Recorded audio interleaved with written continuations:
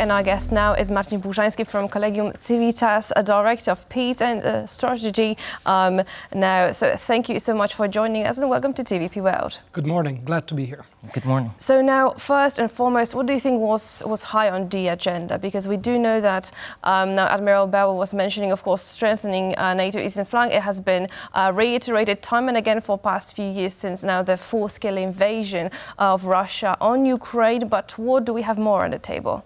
Well, this is the Chiefs of Staff, Chief of Defense's military committee meeting of NATO. So a very high-level meeting happens probably 2-3 times a year at this level with the Chiefs of Staff. So an important gathering, and there are probably 3 priorities, if I'm not mistaken, at the moment at this meeting.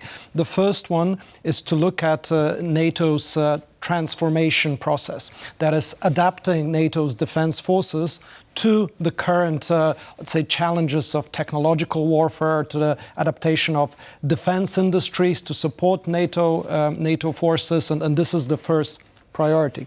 Now, the second one is focused on the whole structure of NATO's defense and deterrence plans. Now, this is a very important component. It has been adopted at the Vilnius summit in response to the Russian aggression of 2022, and now it is in its implementation stages, and it will be there will be an update to the whole alliance at the NATO summit in Washington on how the defense and deterrence plans will be implemented. Now, these have changed quite significantly because they have taken the approach of 360 defense, which means that all of NATO territory will be defended immediately. Forces will be moved more quickly, and that is a lot about the protection of the eastern flank that we have been talking about. Now, the third priority of the summit, and no surprise here, is Ukraine and the continued assistance to Ukraine and how to accelerate deliveries of support,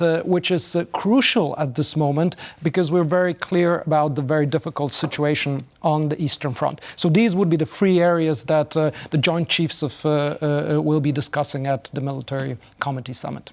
All right, of course. So but we've also got the EU meeting. So we've got NATO, and we've got all the separate members of NATO. But then we also have the EU. Where does the EU fit in here?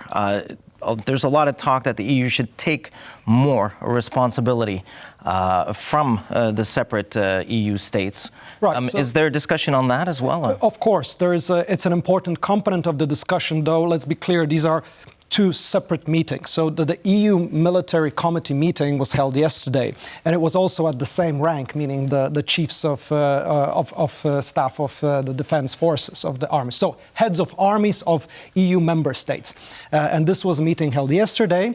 An important component also happened there because the new chair, a general from Ireland, was chosen as its new head. Currently, it's an Austrian general that's leading the EU Joint Military Committee, and that meeting discussed 3 things. Of course, Ukraine as a key priority, but also in the format of NATO-Ukraine Council. So the head of Ukrainian's military or the representative in Brussels was also present at that meeting. Apart from that, also the discussion of the rapid development forces of EU and establishment of them until 2025. That is in the capacity of 5,000 troops, a force posture of that scale, has been discussed and the progress towards that implementation, as well as the current EU naval mission is called ASIDAS in the Red Sea. These were the 3 priorities of that meeting.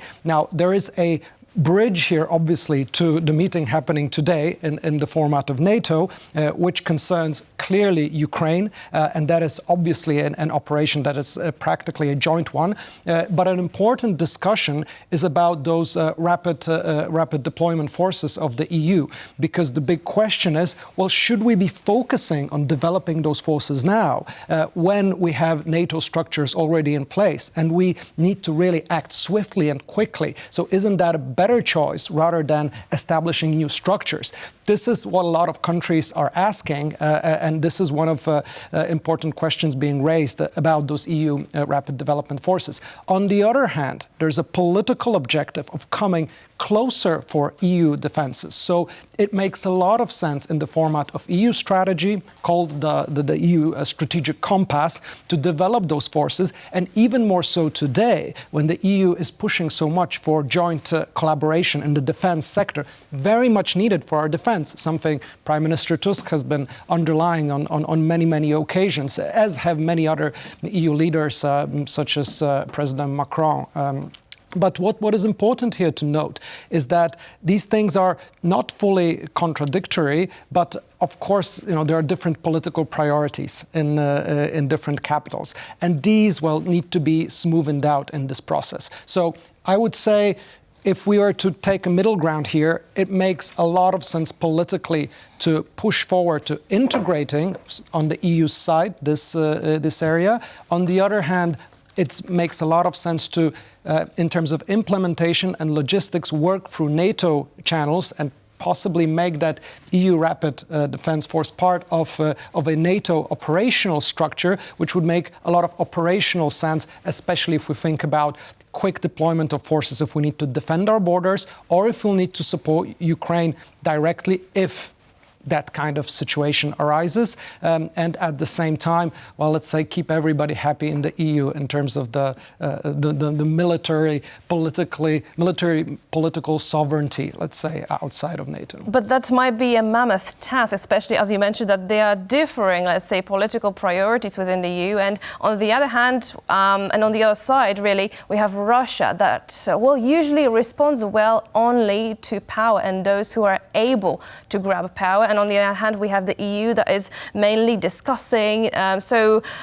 Discussing, and usually these, let's say, discussions take, like you mentioned, and we do see that there is no sometimes tangible action. So my question is, do you think that perhaps this meeting might be a breakthrough now in solidifying one front, one united front, and perhaps a clear leadership within European Union or Europe as such, or will we see just simply more grand words? Well, look, it's a meeting of military chiefs of defense, so it's very important on the operational side, but this is not the political decision-making body. So this is rather on taking forward what the militaries of EU have been tasked with, and there are contradictions in the task that they've been asked to deliver. It makes sense to bring EU's militaries closer together. It makes sense to make that under the NATO umbrella. But let's not forget, we have countries in the EU that are neutral, that are not part of NATO. And by the way, this is an interesting thing, there was a discussion who should be the next chair of the EU committee. There was actually also a Polish general, a representative to EU institutions that was in running, General Wojciechowski, but eventually it was an Irish general that was chosen to replace a Austrian general, both Ireland and Austria outside of NATO, both neutral countries. So it is a signal also coming that that the EU is perhaps militarily not ready yet to step up as a whole community to the level required to be really serious on joint EU defense in such a way that could be really mobilized in a time of crisis or for rapid response. Again, at the same time, I think there is a lot of political will to move forward around joint EU defense. And if I were to find really one area that's truly critical, I mean, the rapid deployment forces are important. They're needed to be built. Minister Sikorski has been also pushing for that idea. But I think what is critical is, you say, put your money where your mouth is. We have a saying, right? So increase the budgets. Spend more, just show that you're putting more into military logistics, ammunition production, cooperation between defense industries, which, by the way, again, is an area that countries in the EU argue a lot about because they're big words, but then everybody wants to protect their own defense industries, right? So that everybody can make the most money out of it. So many conflicting interests here, but I wonder, is it possible to achieve some sort of operational efficiency, at least, despite all the conflicting interests in the political and financial spheres? Well, it is possible, and I mean we've had examples. You have the Common Security and Defence Policy missions, which are the EU missions. I think there are 14 right now deployed. There are thousands of troopers under EU commands. We have the naval missions, which we've seen in the Red Sea, in the Gulf of Aden against piracy, now against protecting against attacks from Yemen. These have been relatively successful operations. The EU does a lot of joint training militarily. There's a support process going on for Ukraine in that capacity, and it's getting better and better. There's more and more coordination within NATO structures under the EU flag and banner. So I would say, we're seeing constant progress. It is just not fast enough and at the scale. Well, that's right. We're under pressure, under time constraints. Certainly, that is an issue.